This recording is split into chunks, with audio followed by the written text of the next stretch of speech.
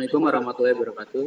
Kami dari kelompok 6 ingin mempresentasikan hasil tugas kami, mata kuliah Sistem Informasi Akuntansi, dengan judul Proses Transaksi Penjualan Terkomputerisasi pada Copyright menggunakan aplikasi Mocha Point of Sale. Sebelumnya, perkenalkan nama saya Muhammad Davin Razak dan teman-teman saya. Perkenalkan, nama saya Afrini Fauzia. Perkenalkan, nama saya Inaya Istimukaram. Perkenalkan, nama saya Ramadhania Zahra. Perkenalkan, nama saya Siva Ayu Landini.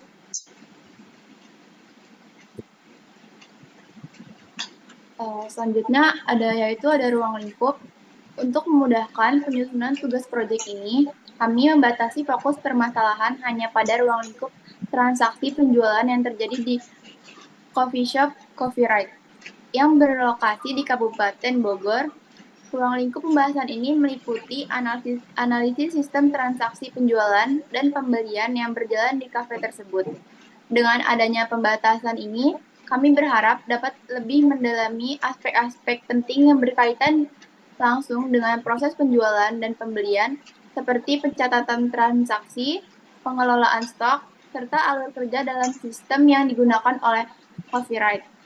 Fokus ini juga memungkinkan untuk merancang sistem aplikasi yang lebih terarah dengan solusi yang spesifik untuk mengoptimalkan efisiensi operasional dan memenuhi kebutuhan manajemen di Copyright. Selain itu juga dapat memberikan rekomendasi perbaikan yang lebih tepat sasaran berdasarkan analisis terhadap sistem yang ada saat ini.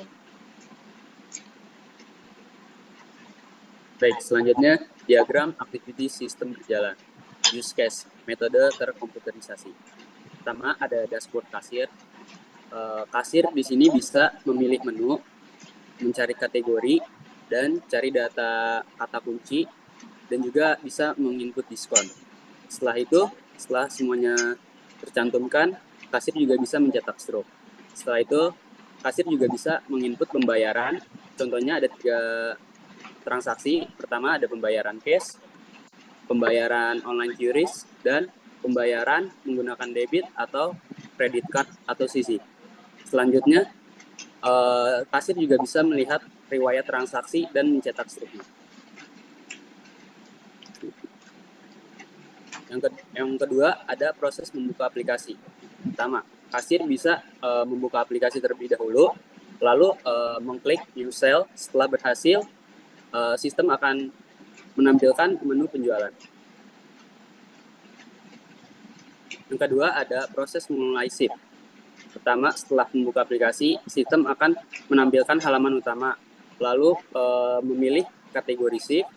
Jika sistem menampilkan halaman shift, lalu kita mengklik mulai shift dan aplikasi siap untuk berjual.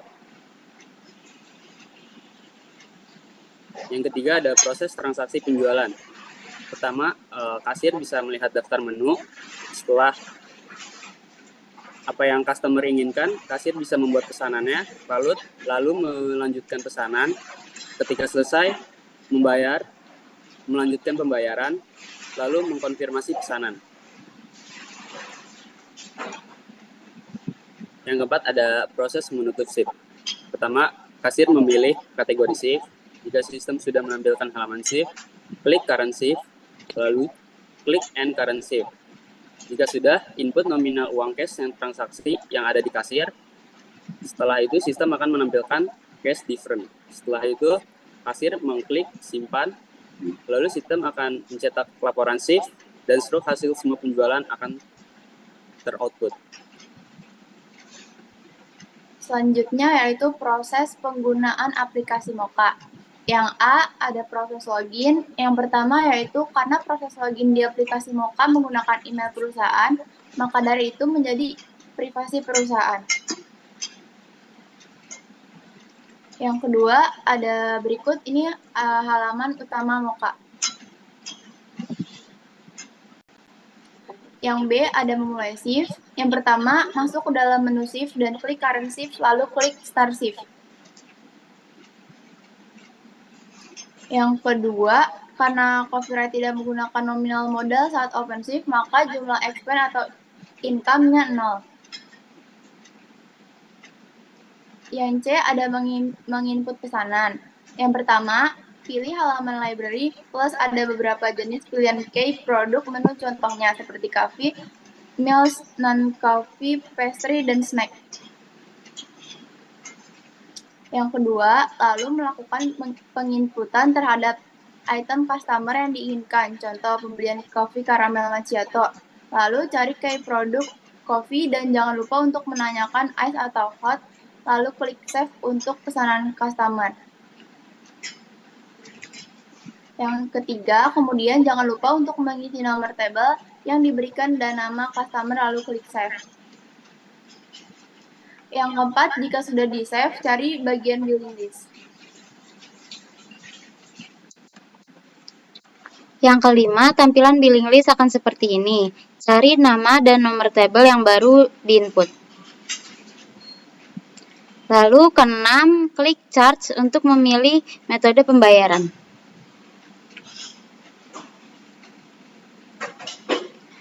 D. Memproses pembayaran. 1. Cash.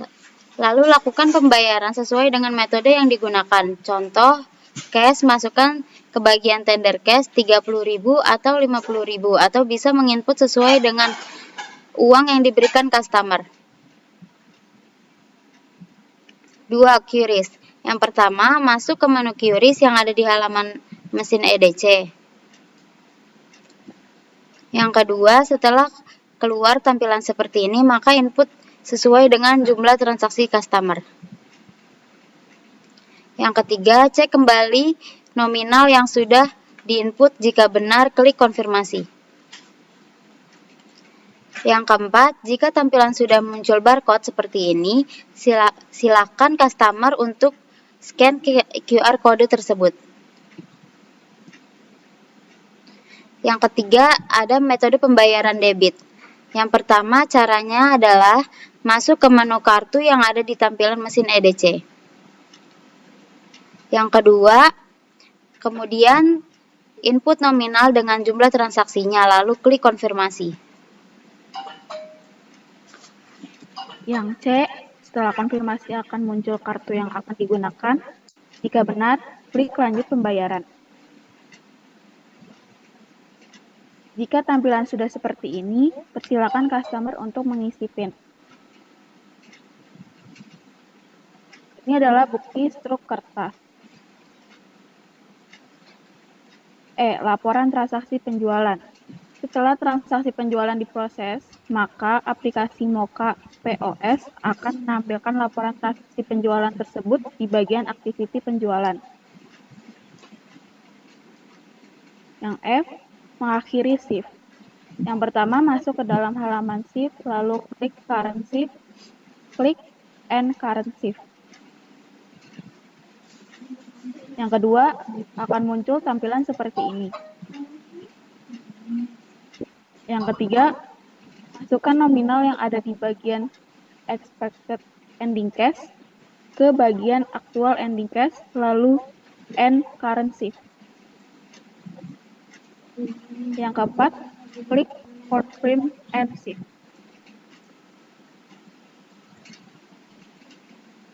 Selanjutnya ada spesifikasi bentuk dokumen masukan. Yang pertama itu ada halaman utama Moka.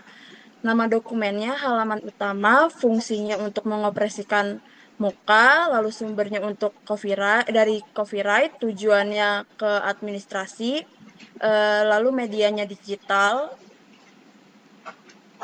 Lalu yang kedua itu untuk produk yang tersedia di copyright. Nama dokumennya adalah produk, fungsinya untuk syarat pemesanan, sumbernya pelanggan, tujuannya administrasi, medianya lisan, bentuk gambar 3.34.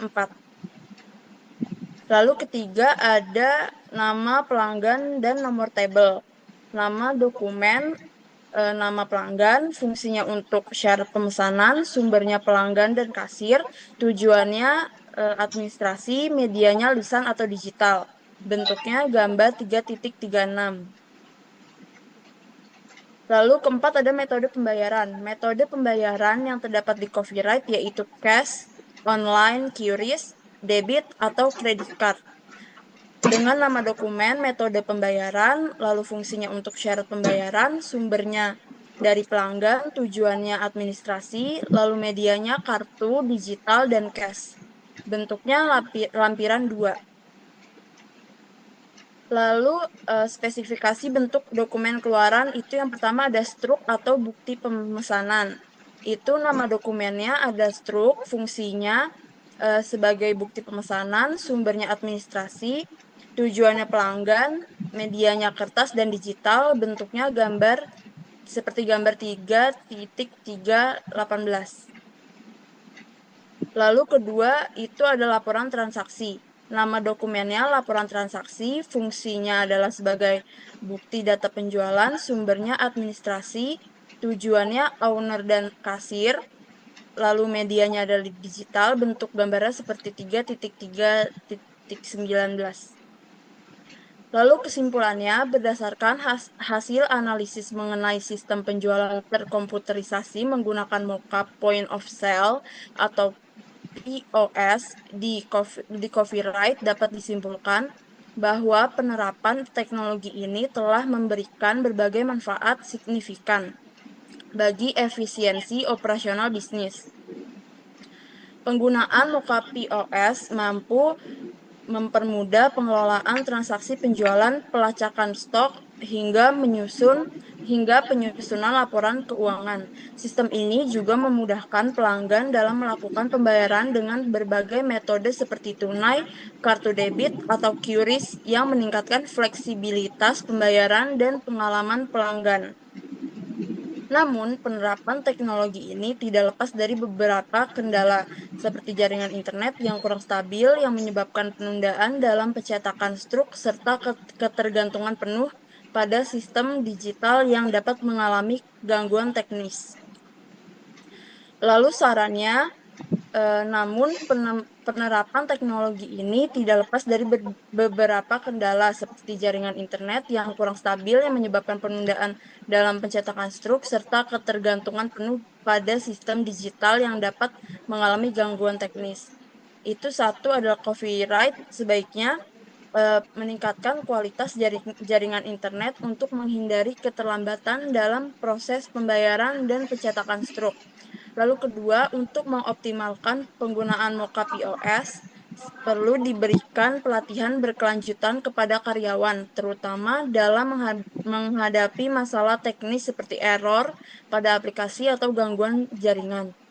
Lalu ketiga, sebagai antisipasi terhadap gangguan sistem, disarankan untuk memiliki prosedur cadangan seperti pencatatan manual sementara agar operasional tidak terganggu ketika sistem tidak berfungsi. Lalu keempat, menggunakan fitur pelacakan stok yang disediakan oleh mockup POS. Copyright dapat lebih disiplin dalam mengelola persediaan untuk mencegah kehabisan stok bahan baku yang pada akhirnya dapat meningkatkan kepuasan pelanggan. Sekian presentasi dari kelompok kami. Apabila ada kekurangan, wabillahi taufiq wal hidayah. Wassalamualaikum warahmatullahi wabarakatuh. Terima kasih.